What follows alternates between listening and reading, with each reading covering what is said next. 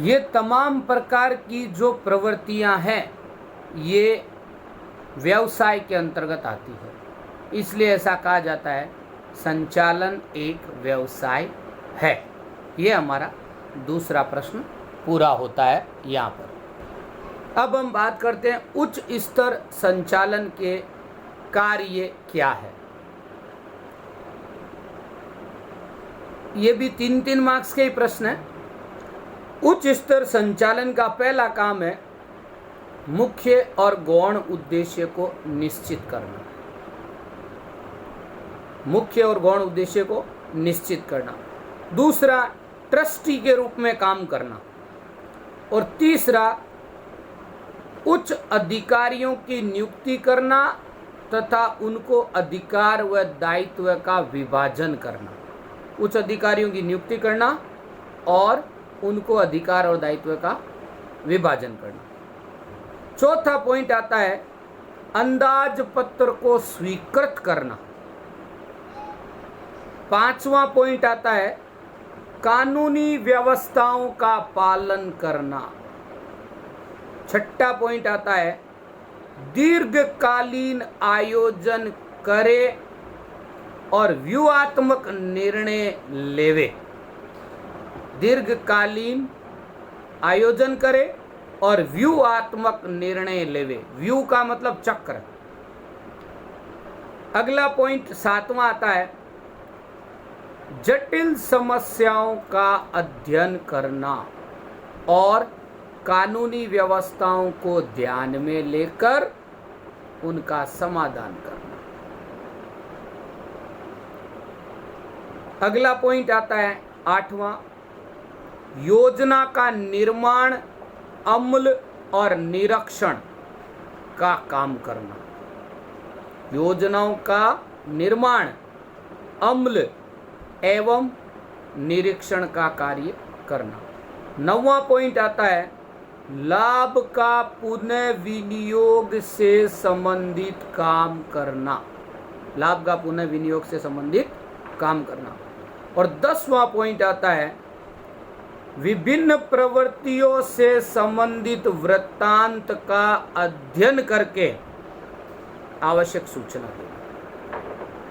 और 11वां श्रमिक अधिनियम की व्यवस्थाओं का पालन करवाना। ये 11 मुद्दे हैं उच्च स्तर संचालन के कार्य के। तो यहाँ पे उच्च स्तर का संचालन के कार्य पूरे होते हैं। अब हम बात करते हैं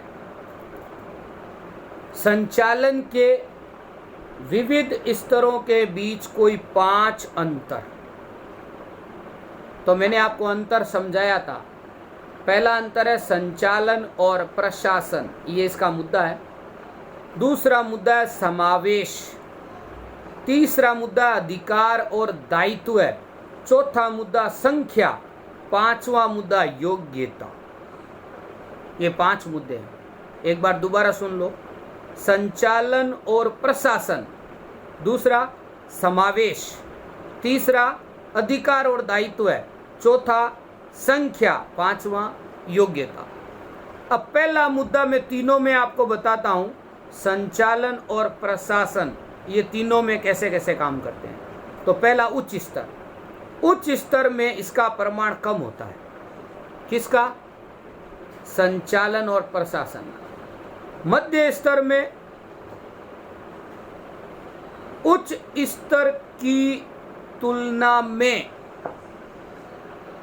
मध्य स्तर में ज्यादा होता है।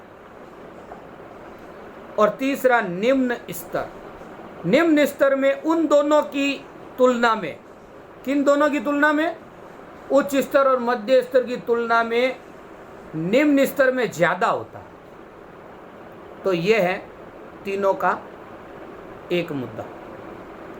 दूसरा मुद्दा मैंने बोला था आपको समावेश। तो उच्च स्तर में समावेश होता है मैनेजिंग डायरेक्टर, जनरल मैनेजर और संचालक मंडल। और मध्य स्तर में अपने अपने क्षेत्र के निष्णांत अधिकारियों का, अपने अपने क्षेत्र के निष्णांत अधिकारियों का, और निम्न स्तर में निरीक्षक, जॉबर और फॉरमैन, ये तीनों में समावेश होता है। तीसरा मुद्दा था अधिकार और दायित्व का। तो उच्च स्तर में अधिकार और दायित्व दोनों का प्रमाण अधिक होता है, और मध्य स्तर में अधिकार प्रमाण में कम व दायित्व विभाग तक ही सीमित होता है। अधिकार तो प्रमाण में कम और दायित्व विभाग तक सीमित होता है, और निम्न स्तर में अधिकार का प्रमाण बहुत ही कम और दायित्व का प्रमाण उपविभाग तक सीमित होता है। चौथा मुद्दा आता है संख्या। उच्च स्तर में कर्मचारियों की संख्या कम होती है, मध्य स्तर में उच्च स्तर की अपेक्षा संख्या ज्यादा होती है, और निम्न स्तर में दोनों की अपेक्षा ज्यादा होती है। यानी उच्च स्तर और मध्य स्तर की अपेक्षा निम्न स्तर में संख्या ज्यादा होती है। पांचवा योग्यता। उच्च स्तर में सर्वग्राही कौशल्य की आवश्यकता होती है, और मध्य स्तर में विशिष्ट ज्ञान की आवश्यकता होती है, और निम्न स्तर में अपने विभाग या उप विभाग तक ही ज्ञान जरूरी है। ये 5 मुद्दे हैं। तो इस तरीके से संचालन के विविध स्तरों के बीच मैंने आपको अंतर बताया है।